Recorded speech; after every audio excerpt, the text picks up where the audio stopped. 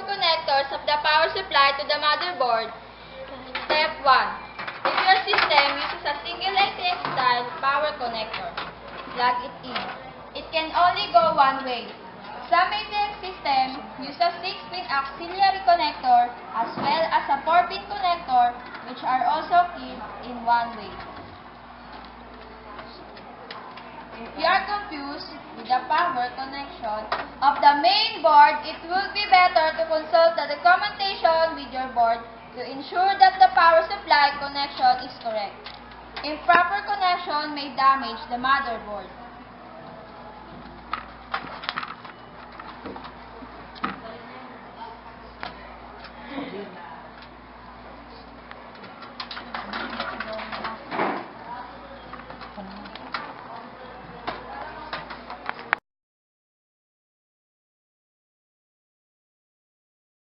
Of the new motherboard to place screw and plastic stand-off.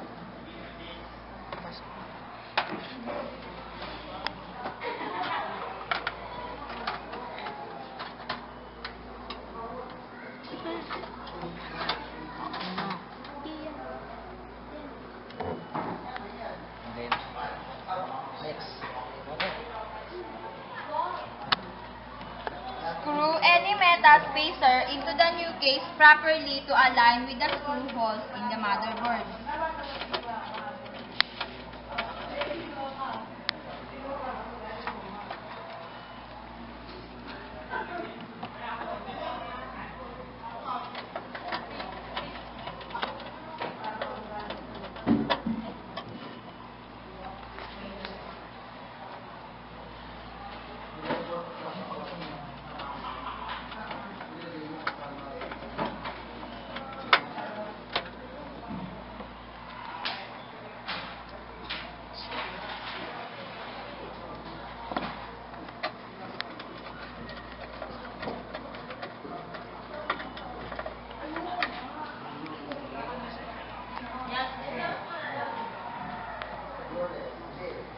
In some cases, with ATX types in particular, don't use any plastic spacers. Instead, use screws and metal stand-offs that are installed in the case.